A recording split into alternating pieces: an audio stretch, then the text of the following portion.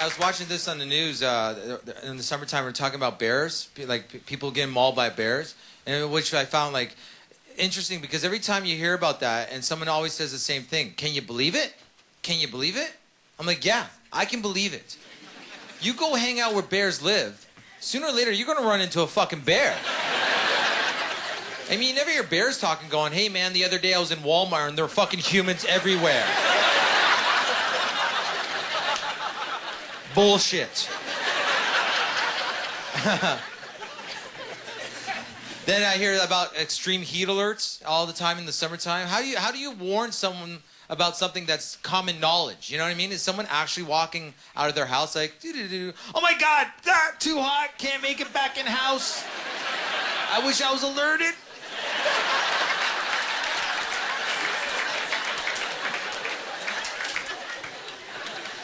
The only thing I hate more than racist people are people that preach how they're not racist. I was talking to this guy about interracial dating, and he goes, "I don't care, man. I don't care who my daughter comes home with. I don't care if the guy's white, black, red, green, blue. People are people, man. I'm not saying you're racist or not, but if your daughter comes home with a green guy, and you're cool with it, you're not a racist, you're a fucking idiot." Obviously, I'm cool with black people, too. But if my daughter came home with a green guy, I'm going to want to know something about his background. I'm going to, "That's really cool. You like my daughter. Why the fuck are you green?" My only problem with the cops is when I do need them, they take too long for the call. Sometimes like an hour and a half for a cop. I'm thinking, I get the pizza guy in my house before I get a cop. Maybe that's who I'll call next time, eh? It's like, "Pizza. Yeah, hi. I think someone's trying to break into my house. And what are your specials today? Hurry. I'm so hungry." I love the idea of that because I love the idea of a pizza guy actually going, "Should I go? Should I go?"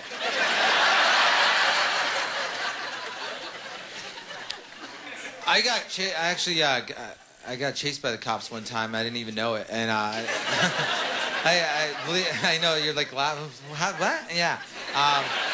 Basically, like what happened to me one time, and I was driving on a road, and and I was driving, and I just bought the new Black Crowes album, which is like, well, what does that have to do with anything? Well, it has to do with it because I was so caught up in this new CD when I was listening to it, I was not looking in my rearview mirror, and because I wasn't looking in my rearview mirror, I didn't know this cop was behind me because I get caught in the speed trap, and he pulls out on the road to try to pull me over, but so he's got his sirens on, and for 10 minutes I'm ignoring him, so he's irate because he thinks I'm just ignoring him, so he's like, "What the fuck?" And so he's thinking in his head, well, I don't know if he said it like that, but he's trying to pull me over for 10 minutes, and for the whole time I'm like, "Whatever," right? Like he's thinking I'm like, "Whatever, copper," you know. It's all of a sudden it's the 40s. "Yeah, you'll never get me, copper." I'm like driving away.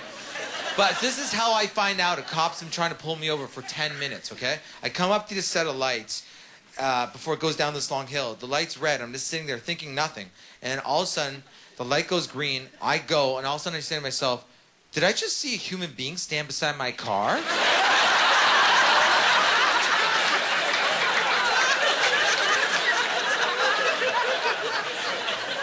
So I look in my rearview mirror to see a cop running back to his car like this. What are you gonna do in that moment, right?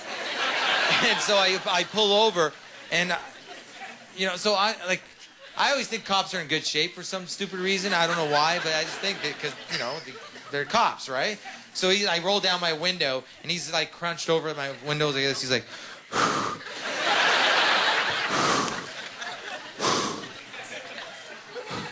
"What? Did you think you were gonna get away?" I'm like, "Dude, man, I didn't see you there. I'm really sorry. I just bought the new Black Crowes album, and I just really got caught up in it." He's like, "That's no excuse." I'm like, "Dude, have you heard it?" He didn't like that excuse at all. He gave me a ticket. He gave me a 10 over. He marked it down. He told me he was gonna give me a break, which was what a blessing, because That was like, it ended up being, I think like it was a $60 ticket. And I always think in my head when someone walks up to me and takes $60 out of my pocket, first thing I think is, what a break, you know? That's awesome. It's like being in jail for the first time and your cellmate's like, oh, what?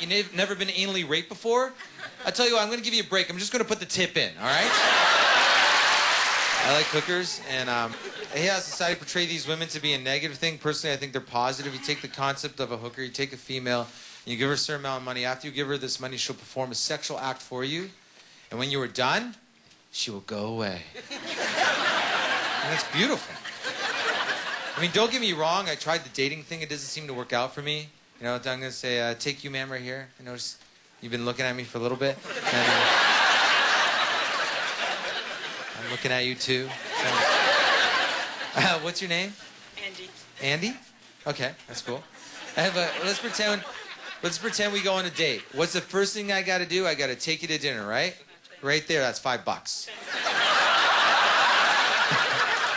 Hey, I'll carry the tray.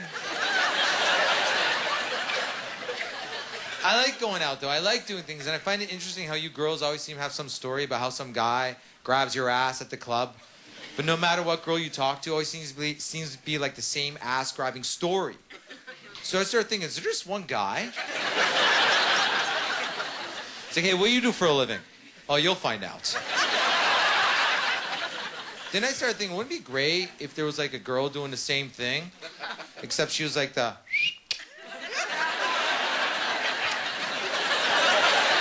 the cock grabber? Wouldn't that be awesome? You know, first time you're hanging out at the bar. Thank you.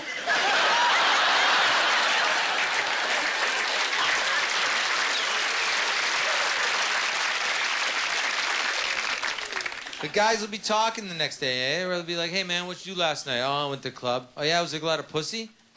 And guys talk like that. But what do girls... I don't think it's right. I'm usually in church when that happens, so... I'll have none of this conversation. But what are girls talking about the next day? That's what I want to know, you know? Are they like, hey, Tina? Okay, my girl voice is really bad. Hey! They sound alike. I think they know, they're related or something. What'd you do last night? Oh, I went to the club.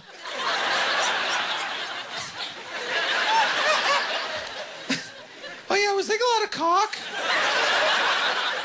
Oh, my God, there was like so much cock. It was like cock, cock, cock, cock, cock.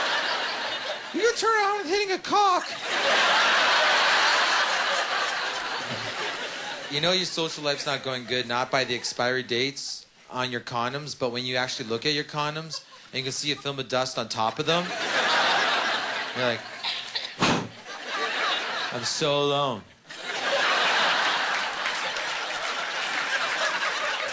I did that. That's actually, I came up with that joke. That was a devastating day in my head. Like, my condoms have dust on them. I am a very alone man. Okay. But what? I don't even know how to hit on girls anymore sometimes because you girls. That's the problem though. You girls do everything together. You girls are always in bunches, always in groups. You know, you go to the washroom together. You fix your hair together. You get a drink together. You know what women are like? Women are like grapes on a vine. But me, I'm always looking for that one grape that falls. You know, it's a little bit bruised, but eat it anyways.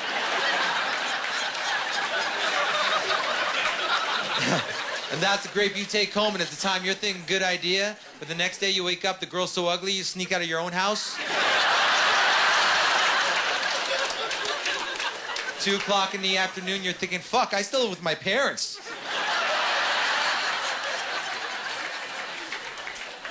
I can't hang out with my married friends anymore because I find every time I hang out with them and there's like a hot chick in the room, they'll be like, hey man, see that girl? I'm like, yeah, go hit on her. I'm like, no, I don't want to. Like, come on, you're single. You're not married. You got no excuse, and I get it. They want to watch me do something that they're not allowed to do. The only other way I can explain it is if you're with your buddy that's on a diet, you know, and you're having dinner. She's like, hey, see that piece of cake over there? I need you to do me a favor. I need you to take a bite out of it for me. Okay, now let me smell your fingers. Whatever, you loved that joke. That was funny.